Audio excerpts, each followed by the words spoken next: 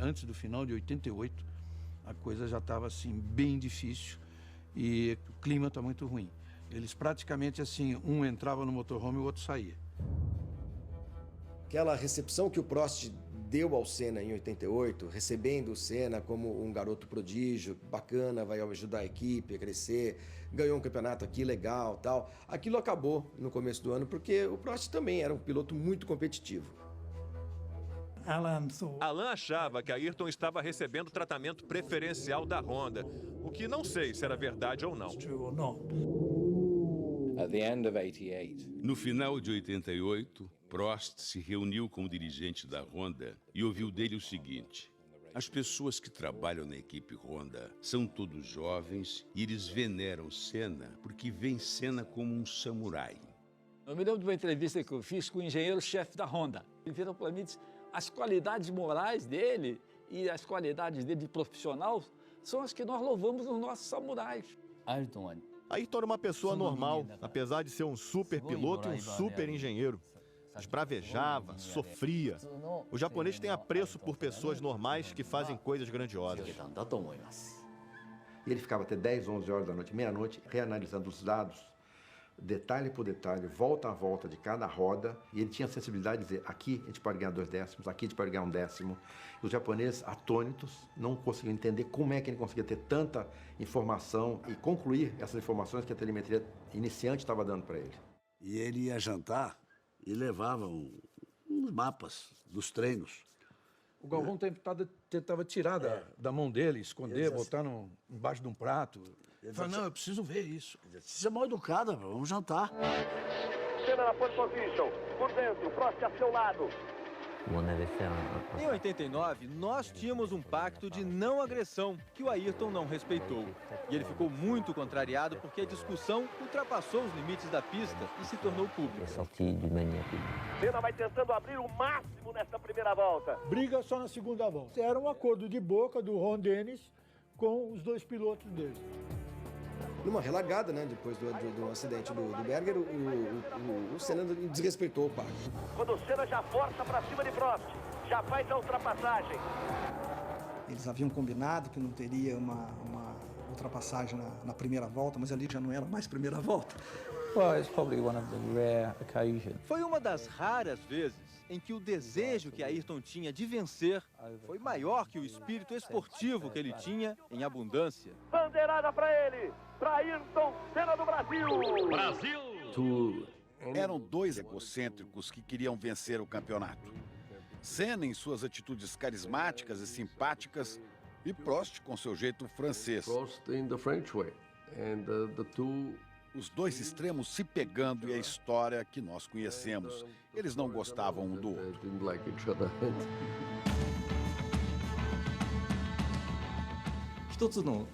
Na prática, havia 2 equipes dentro da McLaren por causa das desavenças e dos conflitos que existiam.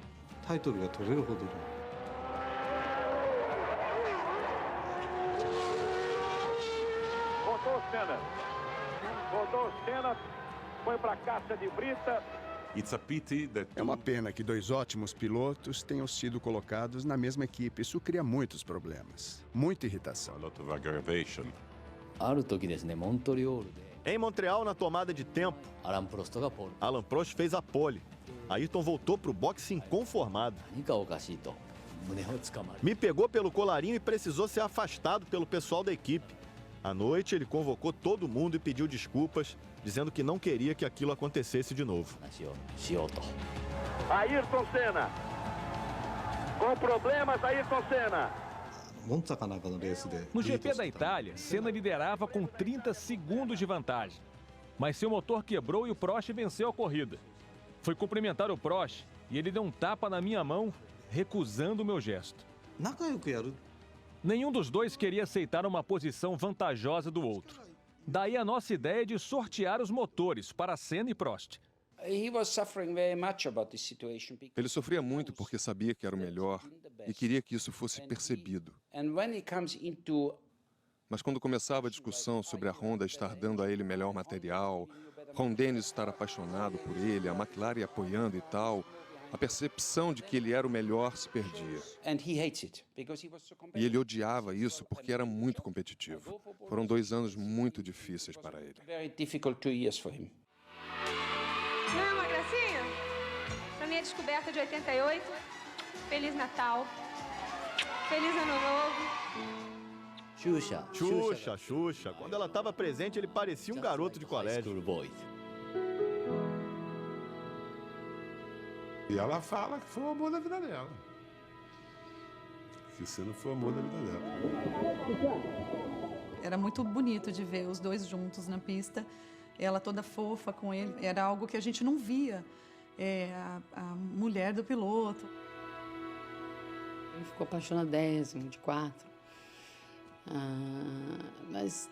E a impressão que eu tenho das outras pessoas contando é que ele não queria contar para a imprensa o que ele come no jantar, nem qual a roupa preferida dele, nem nada.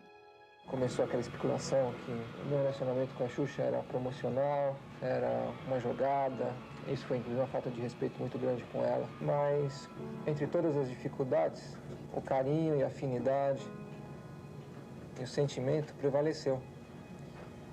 E a gente está muito bem. E é por aí.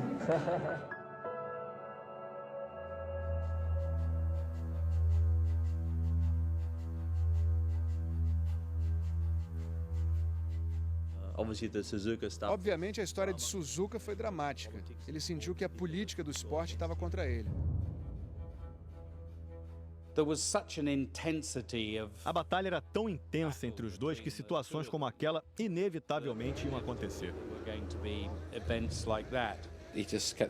Prost só dizia: Nigel, hoje não vou abrir a porta. Eu já fiz isso muitas vezes. I've done it too many times. Prost larga melhor. Prost larga melhor, Senna vem por dentro. Prost vai assumir a ponta.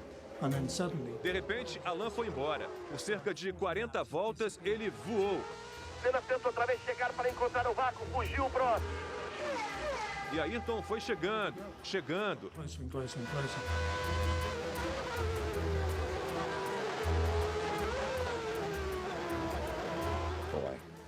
Foi demais. Carros iguais, os 2 melhores pilotos do planeta, absolutamente no limite. Agora é volta a volta, curva a curva, freada a freada.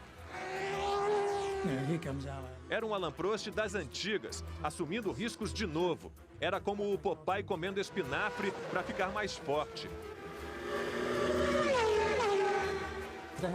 Eles tinham quase batido algumas vezes, como em Portugal em 88, quando Ayrton espremeu Prost contra o muro. Acho que aquilo foi um basta de Alain, que estava se sentindo desmoralizado e finalmente resolveu se impor. Alan sabia exatamente o que estava fazendo, sabia que, tirando Ayrton da corrida, seria campeão. E pedir para piloto aliviar tanto o que está na frente quanto o que está atrás para fazer a ultrapassagem, piloto do nível do Prost e do Senna, é falar sozinho. Ele chegou na chicane, Senna meteu por dentro, vai bater, vai bater! Assim bate, o favorecido é Prost! Prost já soltou o cinto e saiu do carro campeão. E o Ayrton, desesperado, ficou acenando para os fiscais de pista empurrarem o carro dele. Vai tentar voltar Ayrton Senna, ele tem que ser empurrado, ele pede para ser empurrado. Prost desceu do carro, vai tentar voltar Ayrton Senna. O carro tem que pegar e tem que virar para voltar pela chicane. Passa Senna, volta. Volta Ayrton Senna depois da batida com o Prost. Ele vai chegando. Eu era o único da equipe conectado no rádio que falava japonês e a ordem da direção da prova era clara: não deixe ele voltar, não deixe ele voltar. Empurrei o comissário de pista e disse: não posso fazer isso. E deixei o Ayrton sair. Vai voltar bem atrás de Nannini. Eu nunca me arrependi do que eu fiz naquele dia. Senna forçou, travou Nannini, lá vai Senna na ultrapassagem. Bandeiras brasileiras agitadas, o público de pé. Ayrton Senna, bandeiras quadriculadas. Brasil! Ele foi roubado descaradamente pelo Balestre, né? área de escape é para ser usada quando você está numa situação de emergência. Aquela foi uma situação de emergência. Ele fez a coisa certa, mas o cara agafou ele. O Ayrton disse que ele era ladrão, aí ele baniu o Ayrton do campeonato do ano seguinte. O Balestre, muito magnanimamente, se ofereceu para o Ayrton a chance dele se redimir desde que ele fizesse um pedido formal de perdão. E o Ayrton não atendeu esse pedido. Aí ele falou para mim, e onde é que fica a minha dignidade? Aí eu falei para ele, onde ficou a dignidade de Jesus quando pregaram ele numa cruz, cuspiram nele, fizeram gato e sapato dele? Aí ele falou, mas eu não sou Cristo, pô. Ele voltou ao Brasil desgastado, ele era uma outra pessoa. Eu tive a impressão de que naquele momento ele queria abandonar a carreira. Quando o seu Milton me ligou em dezembro de 89, para perguntar se eu queria trabalhar, conversar, enfim, ele me explicou, o Ayrton ainda não sabe, na verdade, se vai correr no ano seguinte. Ele era realmente bem diferente de todos os outros. Ele era um piloto que tinha opinião e dava a opinião dele, para começar, né? Ele sempre dava manchete. Só que aí ele descobriu que a opinião pública mundial ficou contra ele, o Balestre. E também os patrocinadores. Um campeonato mundial sem a presença da grande estrela seria um campeonato manco.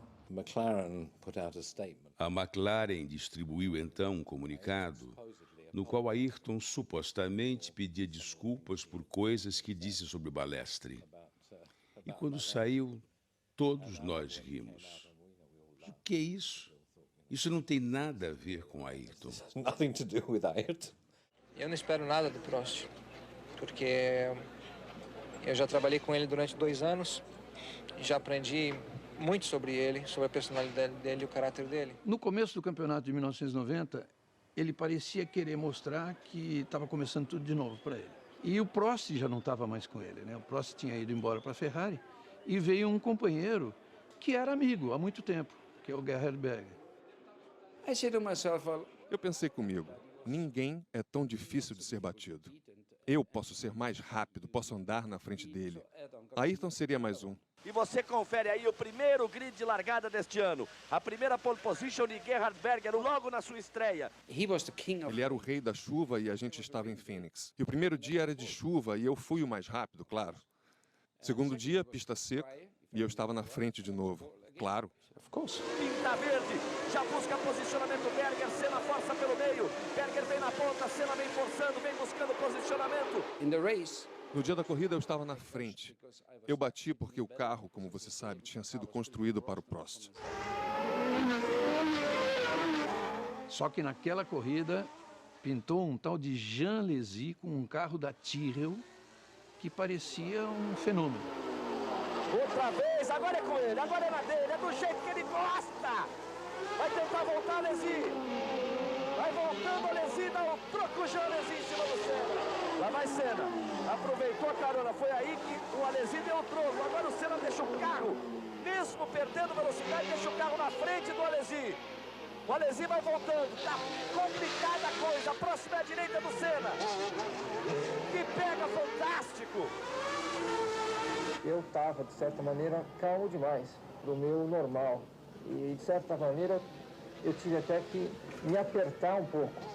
Para mim, para as minhas características, estava devagar demais. Dar aquela sacudida nele logo no primeiro treino não foi uma coisa boa para mim. E eu nunca mais venci ele de novo. Ele já acena, já aponta, vai receber a bandeirada. Vamos ter música na primeira corrida agora. 1, 2, 3, vamos! Ayrton Senna do Brasil!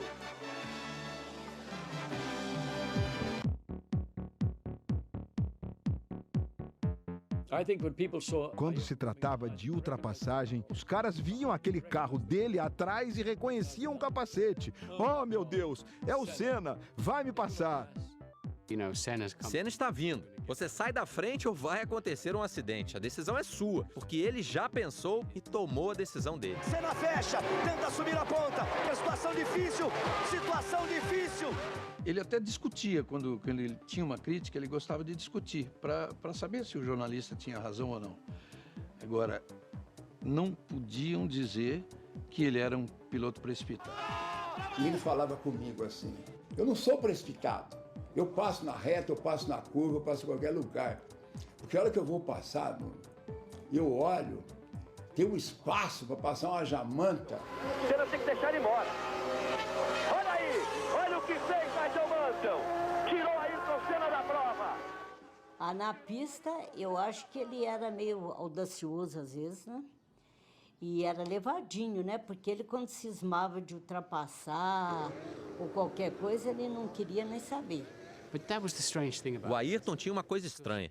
Ele era capaz de ser muito agressivo na pista, mas se um piloto se feria, ele era o primeiro a parar, sair do carro e correr para ver se estava tudo bem.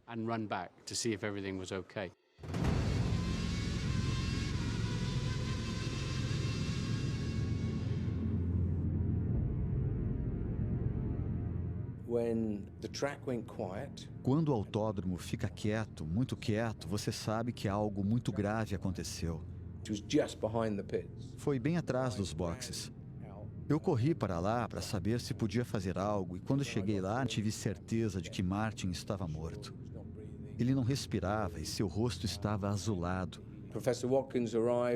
O professor Sid Watkins chegou e aí vi algo extraordinário. Começou a bater no peito dele e arrancou o capacete dele para poder ressuscitá-lo. Eu cheguei no centro médico e o Ayrton estava lá. Ele se preocupava com os outros pilotos. Ele pulou o muro, foi lá, foi chamado a atenção, ele não podia entrar naquela sala de médico, mas ele quis saber o que aconteceu. Ele pediu para eu não correr. Disse que o carro não era seguro porque 2 semanas antes, em Monza, eu tinha tido o mesmo problema. Fiquei de cabeça para baixo e tive de correr com o carro reserva. Ele pediu para eu não correr. Quando você vê situações como essas, você pensa realmente até quando você vai resistir a tudo isso? Se você vai passar por tudo isso e sair ileso, sair bem, não só fisicamente, mas psicologicamente. Será que, de repente, depois de tanto sucesso, não está na hora de dar um tempo? Um grande exemplo dessa dualidade do Ayrton Senna foi quando morreu o irmão do Derek Warwick, o Paul Warwick, morreu numa corrida de Fórmula 3000. Recebemos uma carta muito amável de Ayrton, dizendo que ele era um grande piloto e que sentia muito por mim.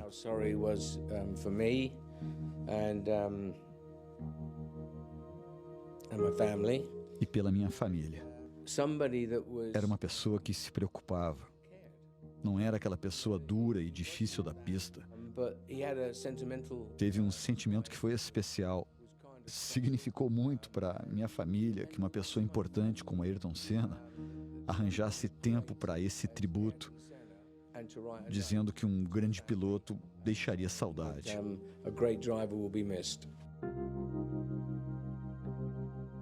A única coisa que eu passei com ele em relação ao Piquet foi quando o Nelson teve um acidente nos Estados Unidos. Alguém, acho que um jornalista até, estava passando um pôster para todos os pilotos assinarem, com uma mensagem qualquer, e vieram pedir para eu fazer. Claro que eu pensei, ai meu Deus do céu, como é que eu vou pedir para esse homem assinar isso?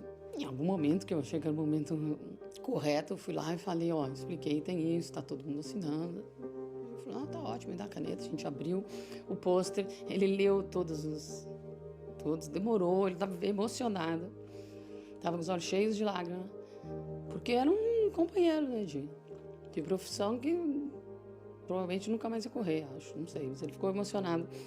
O texto era bem simples, mas eu vi o quanto ele pensou para escrever aquilo. Tanto o risco que eu corro de acontecer uma coisa dessa, ele corre na Fórmula 1, então eu acho que nós estamos um apoiando o outro em tudo que se possa acontecer. No final da temporada de 90, mais uma vez o autódromo de Suzuka marcando a vida do Ayrton. E sempre, ele de um lado e do outro lado a turma do Balestre. Ayrton Senna leva a vantagem de 9 pontos, leva a vantagem de uma vitória.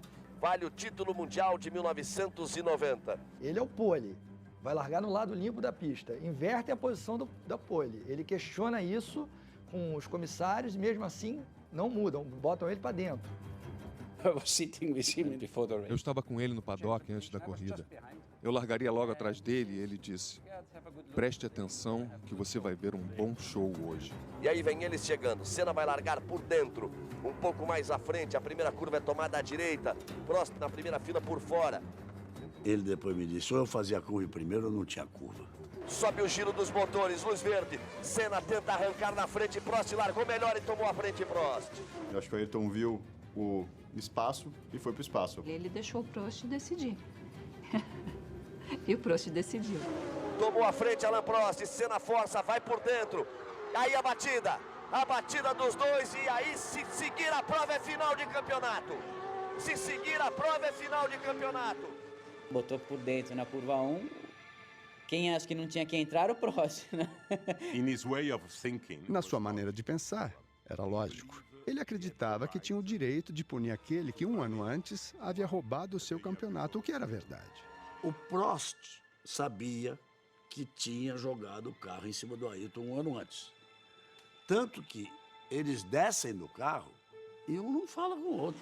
Senna e Prost, Senna das costas para Prost. Das costas para Prost.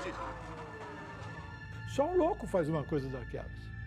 E ele fez frio, direto. Pá, pum, pá, resolvi o meu problema.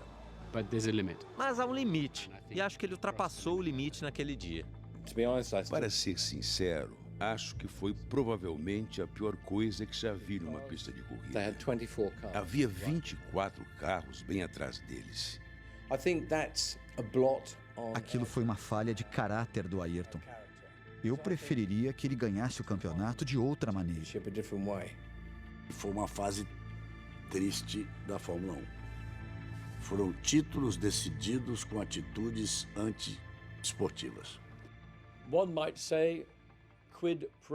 Alguém pode dizer, olho por olho, dente por dente, um troco dado um ano depois.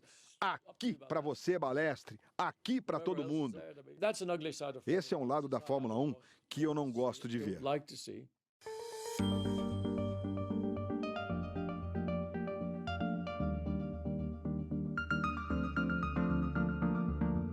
O Brasil era onde o Ayrton dizia que ele recarregava as baterias dele. E essa conexão abastecia ele de energia para o resto do ano, onde ele teria que estar lá, nesse mundo onde as coisas nem sempre eram tão bonitas.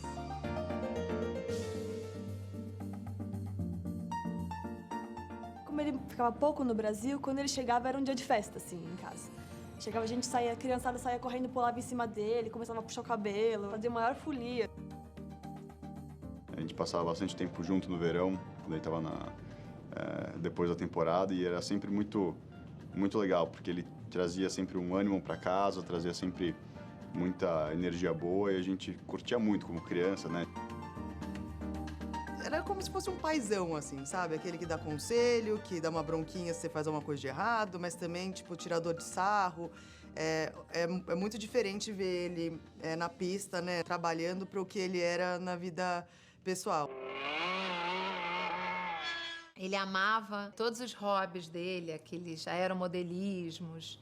Na fazenda ele tinha milhões, né? Cada um tinha um apelido mais engraçado do que o outro.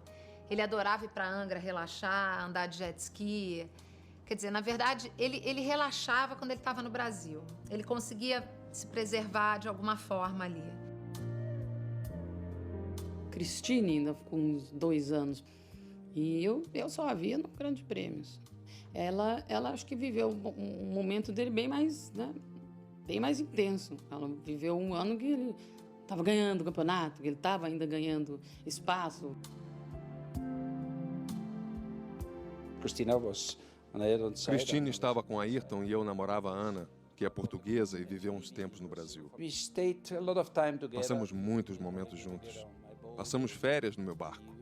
Fomos juntos para os grandes prêmios, éramos um pequeno grupo muito unido. Mas a Christine é uma pessoa mais do jeitinho, assim, mais quieta, mais low profile. Eles tiveram, pela minha impressão, uma coisa assim, mais caseira. Compraram uma casa em Portugal. Ele era um cara que não bebia, ele era um cara que não ia pra noite. Quer dizer, ele era focado no trabalho dele. Meu desejo de sucesso e de vitória é tão forte, Galvão, que tudo o que for necessário ser feito em termos de dedicação e trabalho para atingir o objetivo, eu coloco. Aí o Senna. Lá vai ele. Uma volta. Mihaly Ridassi aponta para ele uma volta, tá ali o Mihaly. Volta final. Ele virou 25-1, Patrese 24-7. Essa era a corrida que faltava, essa era a vitória que faltava. O Ayrton queria muito ganhar no Brasil, porque todas as vezes aconteceu alguma desgraça e não dava para trazer essa vitória para cá. Aí vai ele. Tudo conspirava para que ele pudesse até abandonar a corrida ou ser ultrapassado dentro de casa. Não, foi o contrário. Ele vai deixando o misto, vai no capricho Senna, vai para quebrar mais um tabu. Senna vinha nos avisando pelo rádio sobre a perda das marchas. Começou a pular a quarta fora, da metade da corrida em diante. De repente, eu perdi totalmente a quarta, faltando 20 voltas para o final. As engrenagens, uma estava comendo os biquinhos e ia quebrar todas, então ele deixou em uma só.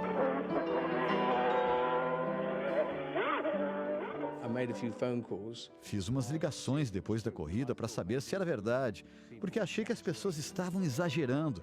Aquilo foi extraordinário.